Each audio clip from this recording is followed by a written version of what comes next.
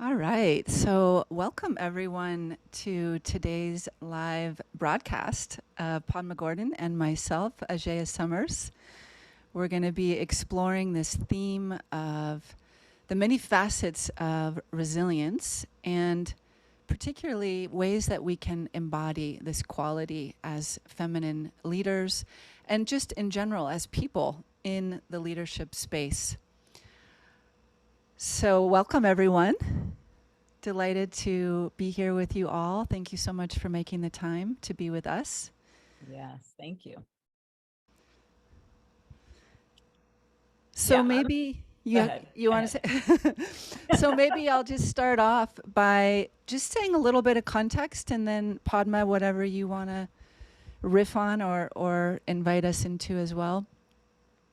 I think just briefly I want to name that I think it's obvious to all of us that we live in Western culture, we live in a primarily, we could say, hypermasculine, dominant culture where we tend to praise aspects of, or let's say, virtues that are exhibited through that sort of get or done mentality or tendencies to override our bodies, override our human needs, in the name of success, in the name of prestige. And I think that what Padma and I really want to open up with you all in a conversation and experientially as well is this need for balance in our culture to, it's not necessarily about only for women per se, if you're in a female gender, but that we are all in a process right now of finding our balance inside of a more masculine and feminine part aspect of our true nature, that we have all of these innate expressions of our true nature. And I think we've been a little bit more on the lopsided side, especially as leaders, where we can develop this tendency of really bracketing our own emotions, our own bodily needs, our own psychological needs, our own spiritual needs, in the name of I have to show up and I have to, whether it's hold space for another or, if you're in the tech space, there's obviously a lot of demands in this space. So we really wanted to just invite a conversation around some tools, some skill sets that we've both been cultivating to create more resiliency in this time. Because I think no matter what your particular profession or your particular role as a leader, resilience is a necessary, a required quality to embody. Right? Yeah, yes, and it's so easy to go into the overriding and the overdoing because and I talk to people about this all the time. How are you? Oh, I'm so busy, right? We're all saying I'm so busy. And the busy and the doing and the achieving can really obscure the the sense of, oh, what is it to be when I'm really tapping into being and receiving what's here, receiving what I'm already doing, just receiving that, even just taking this moment to receive that we are here together. It's like, oh, just take a breath, receive that we've arrived here in this moment. We've shared what I would call sacred space to gather with intentionality, with a vision for really tending to ourselves at a deep level. And I feel like that's what it is. Resiliency is based on, oh, I'm actually tending to myself from moment to moment. I'm tending to myself throughout my day. I'm not just like, I'm not a machine. I'm not a robot. I'm not on autopilot. And yet, at least I could say for myself, sometimes I get on autopilot. I don't know if you've been there where you're sitting there and all of a sudden you're at your computer and you're doing some typing, you're doing some work. And it's like, am I even breathing? Am I breathing? What is my posture like? Mm-hmm. Have I gotten up and stretched or stuck my face in the sun for 5 minutes and drunk enough water or whatever it is? Can I even just like shake out my shoulders and realize like, oh, okay, here I am. I'm a spirit in a body with a mind. I am not only my mind. I am not only my head. And I feel like sometimes in the structure, as Ajaya was saying so clearly, of the masculine, right? We're in this kind of masculine doing, focused. It can get very, very mentalized, right? And then we can get this crunch here in the middle of our forehead. Kind of, it's almost like, are we squishing our third eyes closed? And let's not do that. Let's actually relax, receive. And yes, we have, if you are an entrepreneur, if you are a teacher, if you are a student, if you are a parent, if you are a dog owner, whatever it is that you're doing in your life, like there are things to do. So slow down. Part of being resilient is this, oh, I just did that. I just showed up for that. I'm very focused these days on the notion of showing up. What does it mean to show up for yourself, moment to moment? And I'm breathing and I'm showing up and I'm noticing what's actually needed here to create sustainability, to be resilient, because resiliency also on the physical, on the somatic level means I'm not bracing, I'm not tight, I'm not holding, I'm actually, because right where, and I know you can also speak to this, maybe I'll let you, Ajay, like speak to the resiliency of being in this body that's like 80% liquid, right? This fluid system. And the fluid system allows us to be relaxed and really attuned. So I'm going to pass it back to you to keep going with that, because I would love to hear what you have to say. Thank you. Sure. I loved what you were just sharing. There's so many facets. I like this word. I like referring to resilience in terms of facets because I think of it like a many petaled or a many, facets of a jewel. And it's very much what you were saying, Padma, about this quality of receptivity. This is a feminine quality, right?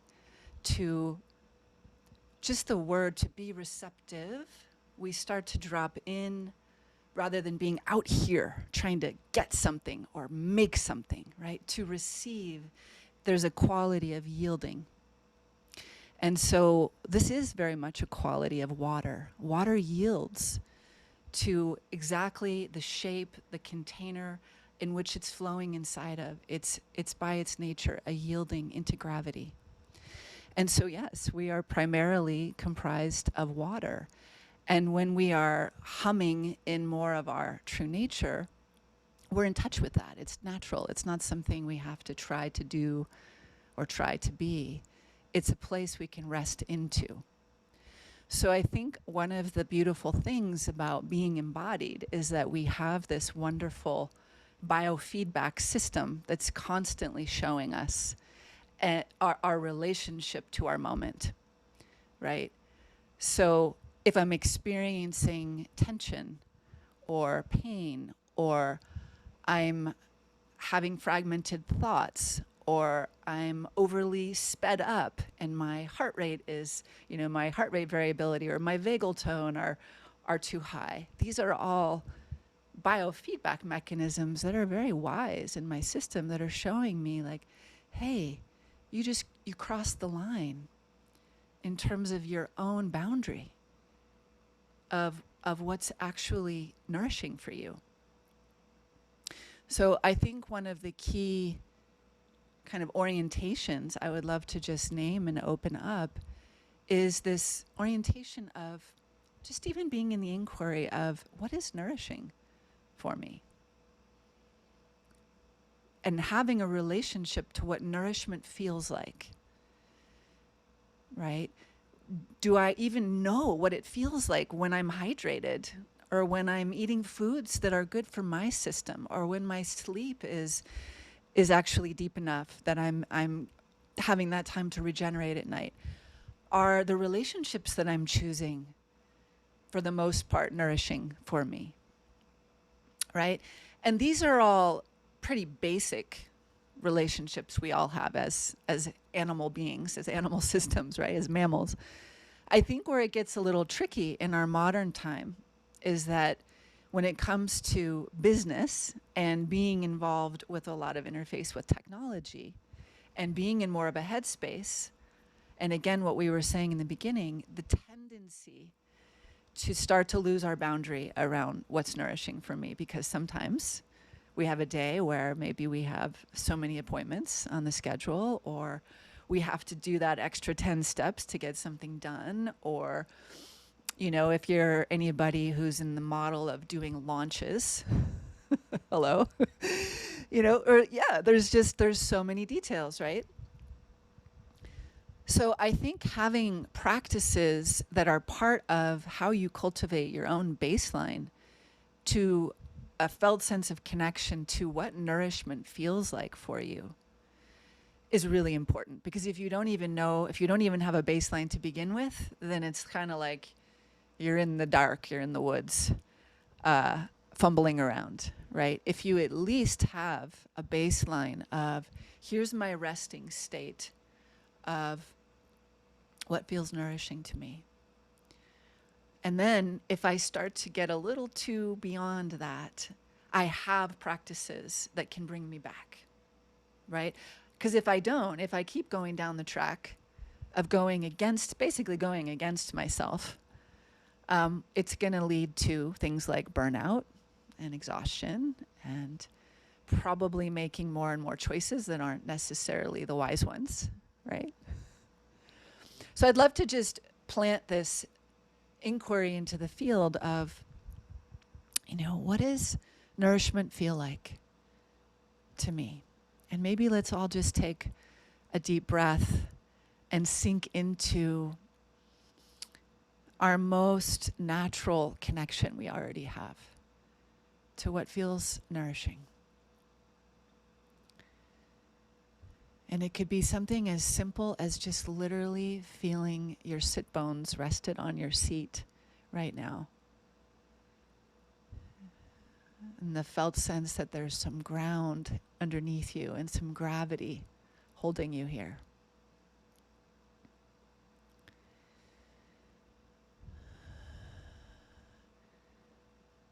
And even deeper underneath your seat, this awareness we have that we're connected to the earth, to this larger biofield of intelligence, of love,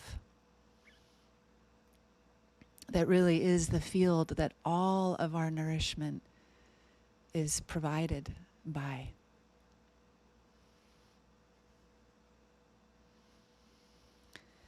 So let's just sink in, like let our root system sink down a little bit more and take a moment, just a moment of acknowledging this natural gratitude for this ground, this shared ground that we're all seated within, connected within. As you sense that gratitude, just feel it. Feel how it is presenting, it is expressing in your body and in your awareness. And just notice the effect. Notice the body's natural response to feeling this holding, feeling this connection to the earth, to the grace, to the love, this amazing biofield of this amazing being that we are not separate from. Just notice what happens in your awareness.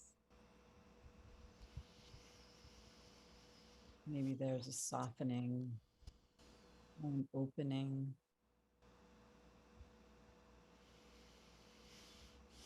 Maybe there are feelings, emotions, or energies that are rising up to be met, to be held, to be experienced, welcomed home.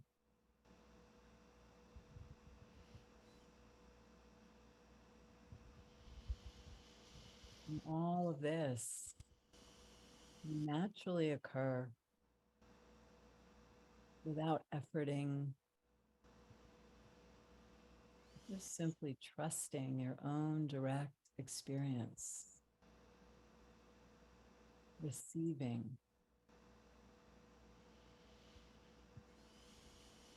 opening and yielding to what's here.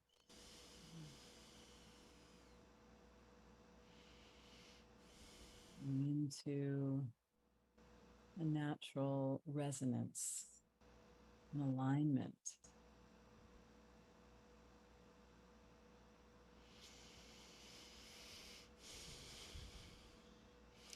And maybe you notice, as Padma's guiding us, just this kind of magnetic quality as we sink in a little deeper into our seats and into the field beneath and all around, that we naturally start to sense almost like we're plugged in, or we have this root system or this bond with the biofield. That as we start to root in, you might notice that you naturally start to grow a little taller, almost like your spine wants to elongate. Maybe there's a little more room in your chest to expand, for your heart to open. That sense of alignment. Maybe a little deeper breath. Perhaps just feeling yourself, your own presence more palpably here.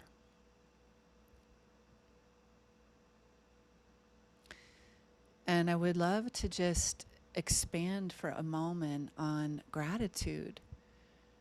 Really, as you know, it can be so cliche, like we know that gratitude is so important, and yet just taking a moment to seat ourselves in the genuine gratitude of being alive, and that all of the ways in which we are nourished and supported and held in our lives, all of this is manifesting and rising up from the earth.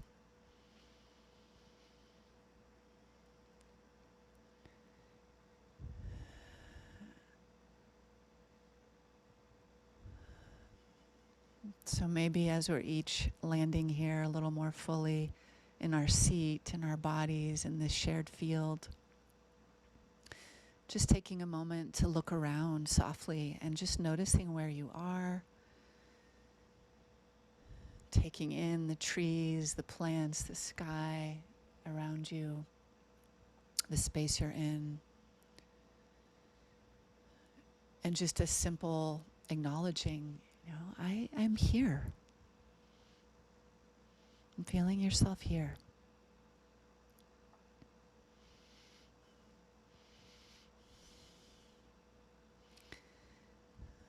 If you're on Zoom or you're in the Facebook space, just taking in, this is part of being here too. We're all here together. Just feeling also potentially how much more present and more here you are just by taking a few minutes Mm-hmm. to align and attune and land in this magnificent connection to the earth, to your own heart, to love, and just how that this alignment, this attunement is one of the major keys to resiliency. Mm-hmm. This is the embodiment of resiliency, right? This is what I'm here for, right? This is what why I practice meditation every day, or why we go out into nature, because it's so much more, it's so obvious, right? We have to almost pull ourselves out of our wheel of doing, right? The wheel of busyness, and then really drink so deeply So how is it that we open up these pathways, right? These neural pathways, neural actually somatoenergetic pathways to, oh, right, nourishment. I'm connected. I'm not like on my own, because that can be really scary and kind of dysregulating at times if it feels like, man, I'm just busy and I'm doing it and I'm on my own, whether you're partnered or not partnered, whatever it is, like, where's the support structure? Well, it's already here when we avail ourselves to it. Mm-hmm. And lovely if we have wonderful partnership and community and friendship, even better, that's an extra blessing. And so to just really stay connected to that we are already held and that we are already supported. And in a sense, the slowing down opens us up to, well, what is the next movement? Mm-hmm. Right? What is the next movement? If I veer away from my schedule of, I'm going to go from this to this to this to this to this, and I pause intermittently. Pausing. This is a very deep quality of pausing. Pausing is another key for me, that we pause. We slow way down. We slow way down to be present and align and attune with what's needed. And how do I know that? I can't figure it out. I can't say, well, I mean, maybe initially, if we don't already have some sort of flow or some sort of structure for healthy eating, or for instance, that's great. Let's make a plan. Let's make an eating plan and work with that until it becomes, oh, yes, I really get this is what my system needs. So I really feel like the keys are to slow down, to listen, to open our awareness, to drop our attention in, and to take that time. And that to me is receiving the moment, right? Where we come into the the femininity of just receiving, like receiving the beauty around us, receiving the beauty within us, receiving the sorrow within us and around us, because it's all here. It's like there's an openness as well as an ability to discern how much of taking it in, allowing it to really penetrate me is enough. That's the other thing, is that kind of nuanced awareness of, this is enough. Like, I'm good. I'm good with this conversation. And also to just stitch back to what you said about the nourishing relationships, like, especially if you might be dating, or in your own, if you have a long-term partnership or marriage, okay, still staying conscious and being like, is this really nourishing me right now? And what are the types of humans, what are the types of environments that really are sustaining, and being very discerning about how much I engage with whom and with what. Mm-hmm. I would even add to that, these days it's like we take in so much information, social media, movies, shows, the news. There's so much information and so much, trying to get our attention and generally sell us on something, or, buy us into a belief, an idea, a narrative. So I think also that is a relationship, right? We have a relationship with what we take in, not only to our mouths and our, in terms of food, but what we take in through our eyes and our ears and even our skin, Um, so relationship, having discernment around the relations that we are tending is very, very important. Honoring self as primary relationship, right? And primary relationship with the earth, with the natural world. And to me, the natural world is God, is creator, is spirit, is the divine, displayed as. But whatever your particular, spirituality or version or expression of that is primary. And I think the more we take the time to tend to that primary relationship with self as true nature, as our relationship with God, and we fill up, then our well can overflow into whatever it is, our creative endeavors. And I think that's such a huge part of resiliency, obviously, right? I'd love to just, maybe Padma, we could just speak a little bit to, how we work with some of the challenges that inevitably come up, right? And just being human. And I think the initiations that we're in at this time in evolution and just the transition on this planet, we are more than ever in a time of uncertainty and change and acceleration. And, so it's almost like this facility of slowing down that Padma was speaking to and pausing. We have to elicit that ourselves because life just keeps coming, right? Life isn't going to necessarily invite you to pause. Or I just experienced in my own life the level of, it feels like more than ever, closer into my personal reality, weekly, daily, do I hear about whether it's a tragic death or an illness or living here on Maui and going through these devastating fires or just world events. We are in these times of very accelerated change and uncertainty. And so I think in part this exploration around resiliency is really vital to navigating this in a way that we can not only stay healthy and sane but intact in such a way that we can continue to step into our calling, our dharma as leaders.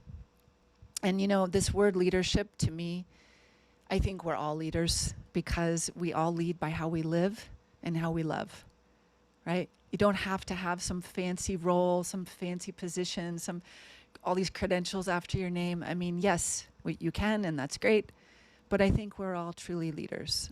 And I think deep down in the heart of every human being, part of our fulfillment is to not only take care of ourselves, but to show up and really live out loud our particular dharma, our particular calling.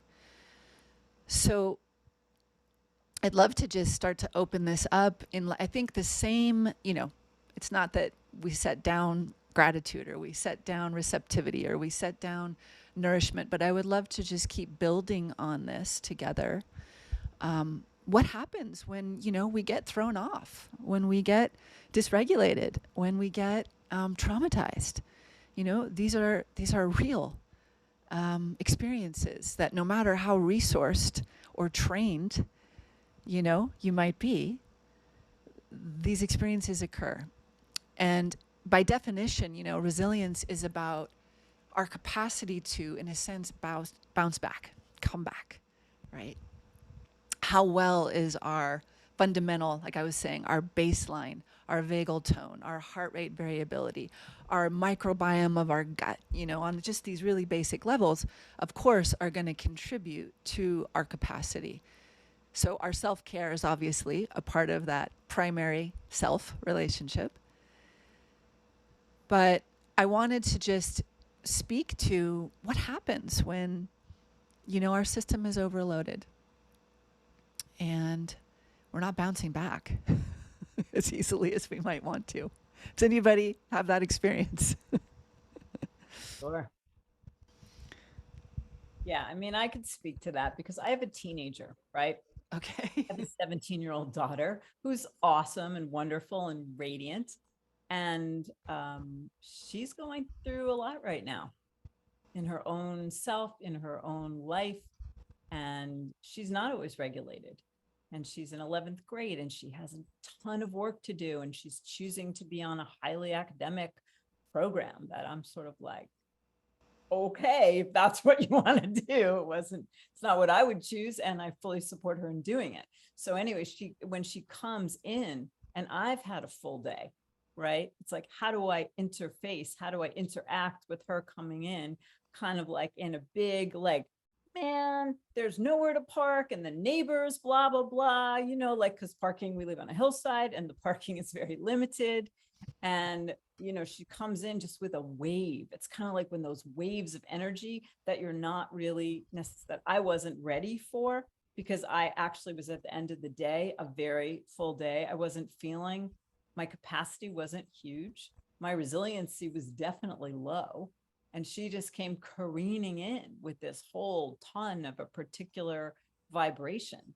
So it's like when it shakes you, like I felt shaken in that moment because my capacity was low, right? I was tired. I hadn't had a good night sleep the night before, or that's why it's like the leadership is first, I'm leading myself, right? So when we're leading ourselves, what do we do? How do we show up? Well, I'm leading myself. And the first thing I did with her was I just said, honey, no, thank you. Like, no, that was the best I could do. It's just a firm no, thank you. So I just want to speak to boundaries as being part of resiliency, recognizing in that moment, I did not have the capacity to receive gracefully this big tidal wave of intensity, teenage, adolescent, dysregulated intensity in that moment. And all I could do was set a boundary and keep holding the boundary. And to really, that to me is this internal leadership. I said to myself, I cannot engage. This isn't the time. This isn't the moment. I was like fresh out of the shower. I was laying down on my bed. I was just starting to really kind of settle myself from a very, very full day. So it's like, how do we set these boundaries and how do we then work with ourselves, even when our capacity is low, even when we're drained, even when we've kind of gone into what I would call some self-betrayal. Like when I've gone beyond my limit, I'm in self-betrayal. I've left myself. I've kind of abandoned myself and all my tools and all my awareness, and I've gone. So then what do I do? Okay, I've realized, oh, I've gone. I've left myself. So then I just say, okay, let's come back. Let's come back. Being very gentle and graceful, even in those moments when we do leave ourselves, because we do. I don't know anybody who doesn't, even the people I consider to be very highly attuned and evolved. Yep. Everybody loses it sometimes, just it's because our humanness arises. So I feel like also another facet of resiliency is self-compassion, that it's like self-compassion and really tending to those parts of ourselves. Like we're talking about leadership and doing launches in the online space. For those who have done this, that you're going to do have a lot of conversations, have a lot of interactions, and also receive a lot of people saying no thank you. And so how do we kind of receive that and just be like, okay, it's not a fit. It's like pouring tea. And would you like some tea? No, thank you. I wouldn't. I'm in the mood for tea, and yet it can feel like it's a little closer to that, right? Because sharing my heart with you and expressing all of these possibilities and gifts, and then somebody says no, thank you, which of course is like in life we're gonna experience being fully received by others and ourselves with a total yes, and sometimes we're gonna hear no. So it's that being able to move with that. I think that's a really important place, an inevitable place that we'll meet, whether it's in the online, entrepreneurial space or in any aspect of life. We're all going to have moments where we feel rejection and moments where we might experience what we call failure or a sense of feeling like we made a mistake, right? And this is such an important I think, place to stay intimate with self. And like you were saying, bring in the compassion, bring in the kindness, bring in the self love. It's like, I've got me, I've got me no matter what. Like, I've got my own back, I've got my own front, I've got my own up and down and all my sides, I've got me in all directions. I'm the only one really I can count on to have me all the time. So I think that's another part of resilience, is just kind of knowing that you're not always going to be understood or received or wanted, and that your beautiful self and your beautiful offering isn't going to necessarily be the right fit for everybody all the time. And, there's a saying in one of the bodies of work I've been involved with for some years in open heart practice, where we say, can I take my moment intimately rather than personally? Because of course I'm taking my moment personally. I'm a human. Of course I'm wrapping meaning and narratives and pulling on history and projecting on the future and doing all that stuff that human egos do. But this practice of recognizing, sure, that's my go-to default. But I can cultivate this practice of taking my moment intimately, meaning, what am I feeling right now? Can I open my heart to me?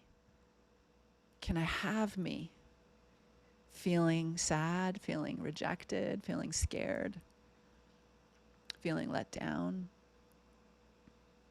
The rest of it is kind of added on, the stories of, oh, I'm a failure or I'm a success.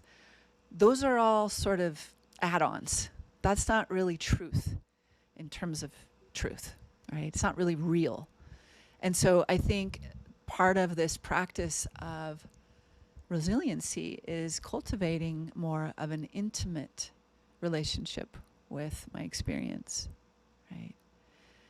And maybe at the end of a long day or a long week or a hard chapter, or in the middle of it, it's like taking that time to just be like, you know what? Hey, self. Hey, you. Like, right on. You're doing great. I got you. I love you. Your worth, your value is not based on any of this stuff that you're doing. Keep doing it because it's yours to do, but it does not indicate your core value or self-worth or inherent love. So I think that's one of the other keys here, is if we are so much of the time engaged in the sort of minutia, the mechanics of all the doings of our lives, it's easy to identify with that as our value. That is the biofeedback system of my worthiness, right? Of being loved, or what's in my bank account, or whatever we make it about, the projections we make it about. So to take our moment intimately is to stay very connected to the core of one's being. And it's not about any of the narratives that we might add on. So true. It's very well said. Did you want to say something else? I'm just, maybe Padma, if you want to add anything to what I said, and then maybe we could just shift into doing a little practice. If you wanted to take a few minutes to do a little guided meditation, and then I'll add on some somatic practice onto that, as just a way of kind of synthesizing everything we're sharing, unless there was any more key points you want. I mean, it's like we could have, I feel like we could have so many, there's so many facets to resilience, but I think we're touching on some really essential ones. Definitely. And I mean, I feel like really what you're pointing to is self-love. I think I just want to affirm and reaffirm self-love as the foundation, and loving ourselves, our little selves, our personal selves, and really knowing who we are at essence. It's like when we fall in love with who we are, then what we do, this will either happen or this won't happen, but it doesn't really matter, right? Right. Because we just already are.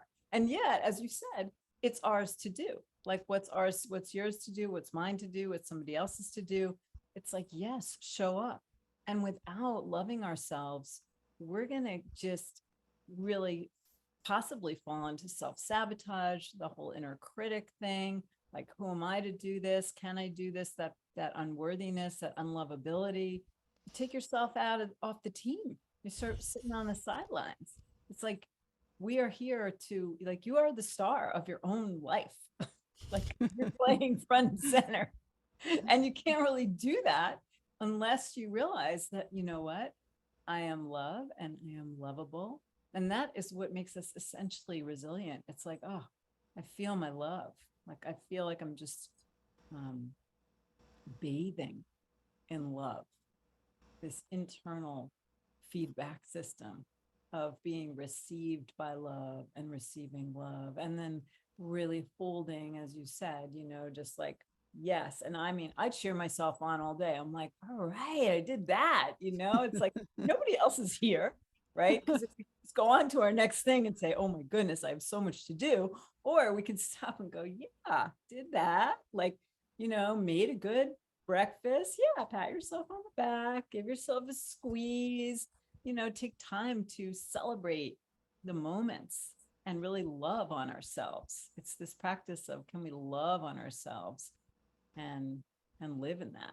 So yeah, I'd love to do a little meditation, and feels like it could be very integrative.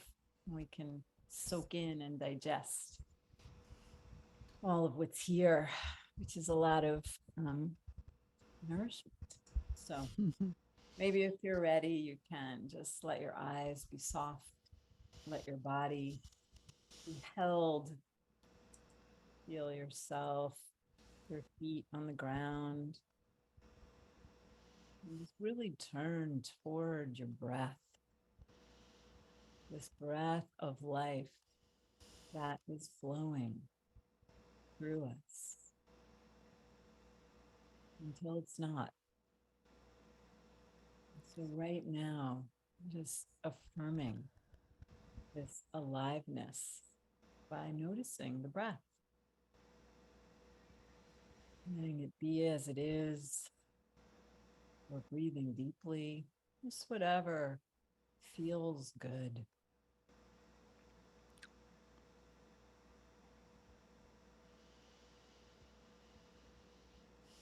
Making space to receive whatever is nourishing for you, whatever has some value. Receiving it by breathing, receiving it by simply being open.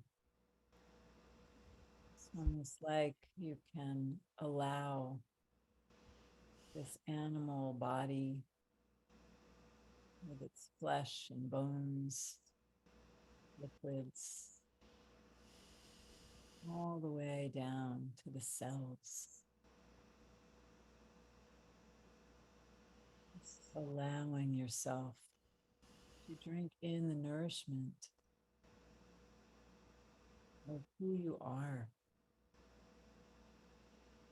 and how so much of what has been shared is simply pointing you back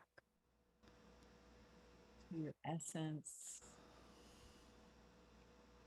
to this radiance that is pulsing through you as you.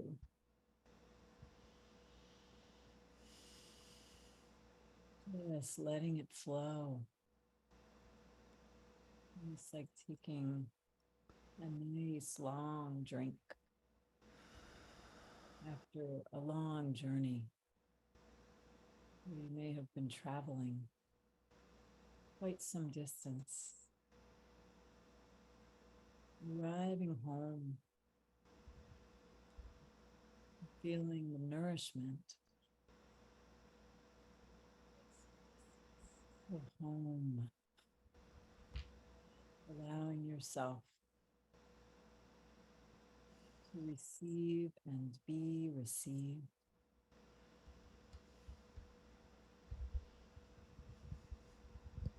And just like water, very wise, inherently intelligent water that knows where to flow, maybe into those little corners, hidden places,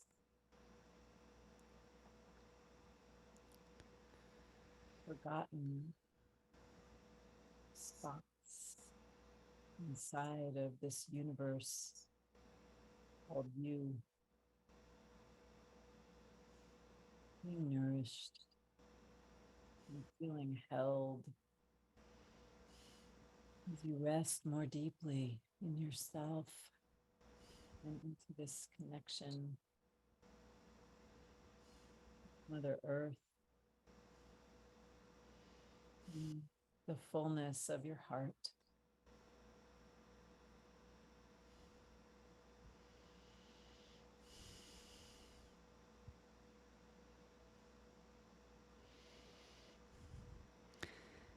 And I'd love to just continue with where Padma is taking us inside. And sometimes we can deepen into this internal space of contact just simply by bringing a hand to our hearts. And I invite you to bring the other hand to your belly if you feel like it. And if you're comfortable and you can, just actually bringing your hand underneath your clothes so you can make some skin to skin contact if that's possible. And let's just take a moment feeling that contact of your own touch. Presencing your earth body and your heart even more vividly through touch.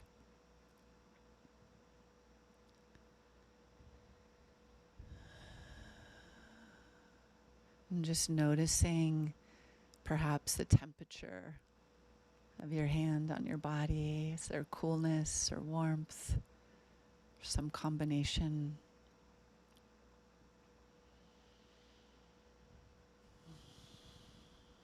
And as you're breathing and settling, just noticing this added enhancement of presencing yourself just by feeling your hands on your body, skin to skin contact.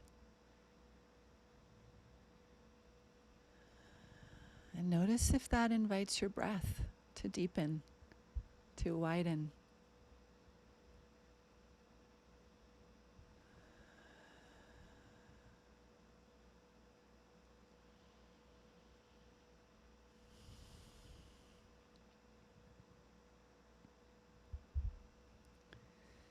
And I would love to just take a moment to go even a little bit deeper inside by layering in some sound. So bringing touch combined with sound, combined with our attention, these are all very beautiful meditative tools that can essentially alchemize anything. So as you're here in this moment and just dropping into this deeper intimacy of what's alive in your body, your heart, I'm going to invite us to bring in a sound that's not so much an external performance. It's an internal vibrational sound in which you can really feel your frequency, your signature frequency of you, combined with your touch, combined with your attention, and just let it take you even deeper into this quality of intimacy on the inside. So we'll play with the sound Gorn, Gourn, where we'll play with the different nuances of the G, the O, the U, the R, the N, and sort of imagine with your inner eye that your midline, from the crown of your head to your perineum, is like a didgeridoo or some kind of instrument. And you're being the musician, you're musicianing the sound, and you're also being the receptive listener on the inside, receiving your sound. And without any particular agenda or performance, just being in the exploration of feeling you, your frequency on the inside. So Gorn might go something like this. I'm going to bring it through once, and then I invite you just to join me.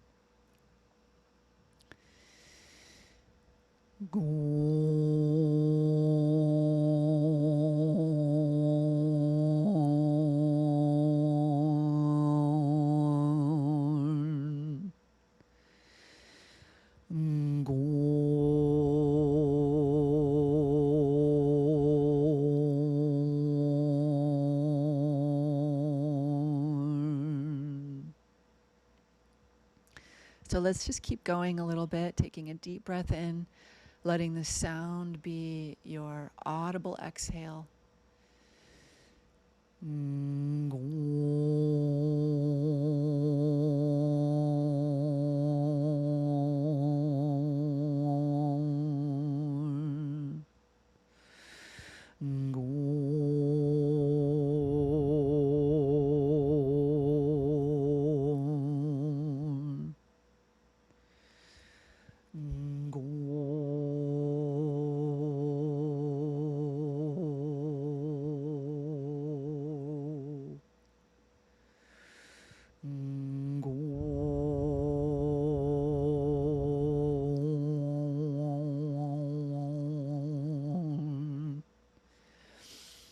Now that you're inside it a little bit, see if you can bring in a little creativity. You're playing that G, that O, U, R, N like a massage up and down, feeling your way into what wants contact. In through the center of your head, your neck, your throat, your chest, your heart, solar plexus, your belly, your root, your sexual center. Playing with different shapes in your mouth, with your tongue, your teeth. Moving your attention up and down like an inner massage.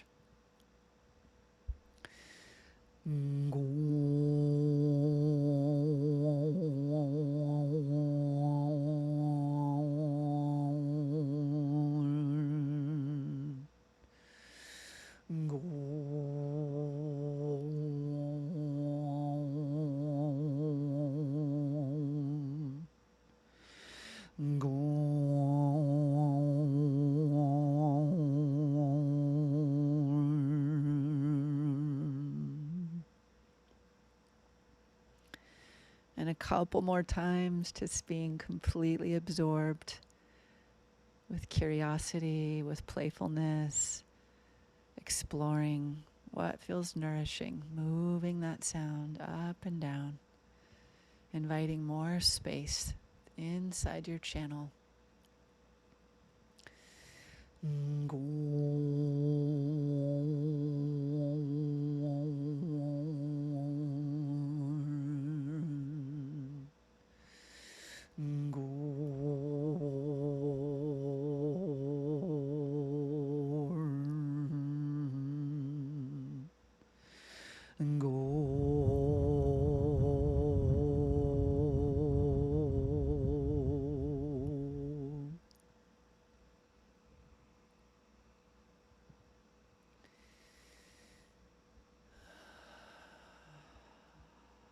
And then as you're ready, let's just slowly, gently invite the sound to come to a pause. And take a moment and just staying with you, your touch, your internal space of your midline, your core, returning to your natural breath. And just enjoying the generosity of your next in-breath.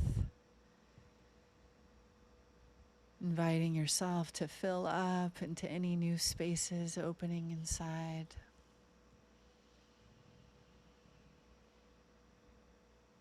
And exhaling, letting go, yielding even more into gravity. And we'll just take a couple generous breaths with this sense of open attention, just allowing yourself to receive your experience.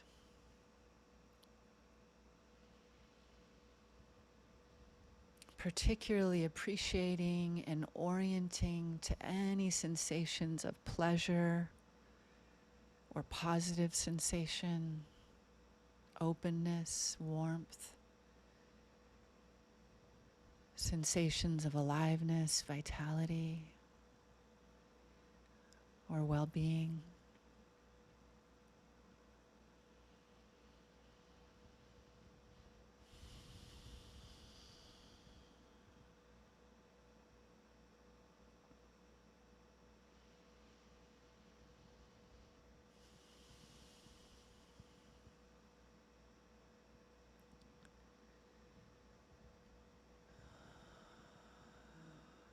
And just enjoying any newfound sense of expansion through your channel from your root to your crown, newfound sense of coherency or congruency or self-connection.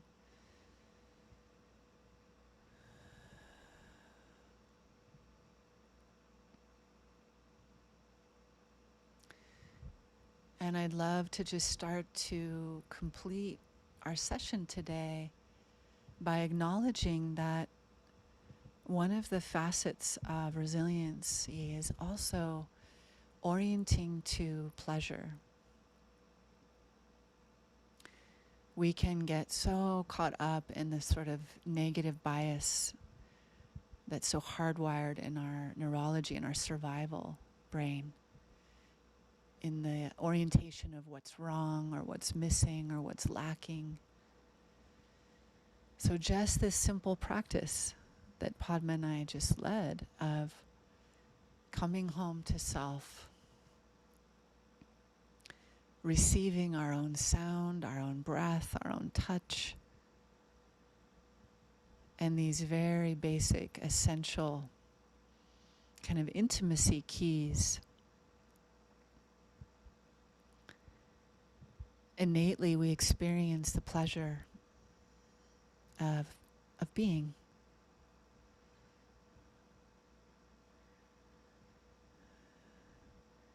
And, you know, it can be as simple as a moment driving in your car, humming, bringing a hand to your heart or to your belly, or just taking a few deep breaths. Pleasure is always somewhere if we just orient our attention. It doesn't have to be some grand orgasmic bliss or ice cream or, you know, whatever you associate with pleasure. It can be the subtlest, just, you know, bringing your hand along the, your skin, just gently caressing your skin. Yeah, it's almost like permission, giving ourselves permission to experience pleasure of being alive, the pleasure of being in these bodies, which is also challenging. It's like this dance between uh yeah, how to really relish being alive. I feel like, and in the relishing, it's very sustaining. It's very self-sustaining to celebrate and relish and receive the pleasure that comes from being in these bodies, of just really taking the time and availing ourselves. And I will say also giving ourselves permission to just slow down for a moment, a few minutes. Makes all the difference. Really makes all the difference. So I'm so glad that everyone showed up here tonight, and anyone who's going to be watching this at a later date, may it serve you and fill you and touch you, and may we live in this way, Mm-hmm. cultivating that it's a practice, And I love it. It's like the practice of really being intimate, deeply intimate with ourselves. And in order to do that, it's like we have to slow down. We have to bring presence. If you want to have an intimate relationship with a friend, with a partner, with a lover, with a pet, with a child, whomever, you need to slow down and be really present. And then the intimacy can open. Intimacy isn't like, oh yeah, hey, how you doing? Like, no, it's like, hi, I see you, I feel you. Give me, come here if that's appropriate. So practicing intimacy with ourselves. And yeah, I'm grateful. I'm grateful to have had this time. And thank you, Ajaya.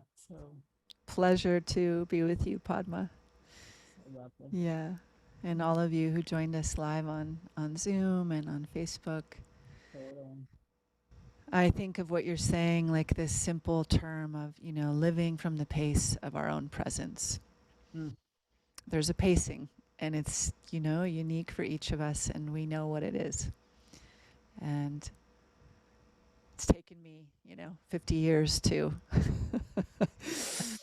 become committed committed to living from that pace. And I think that's part of the blessing of aging is that it gets to a point where you really just can't. You You can't. have, You yeah. have to.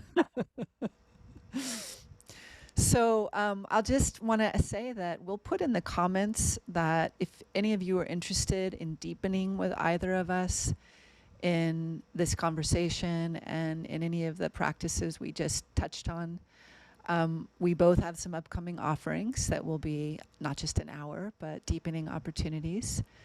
Um, I have a free 5-day experience coming up on October 24th called Embodied Leadership Mastery, where I'll be unpacking a lot of these ideas and more over 5 consecutive days. So I'll put a link if you want to register for that free event coming up.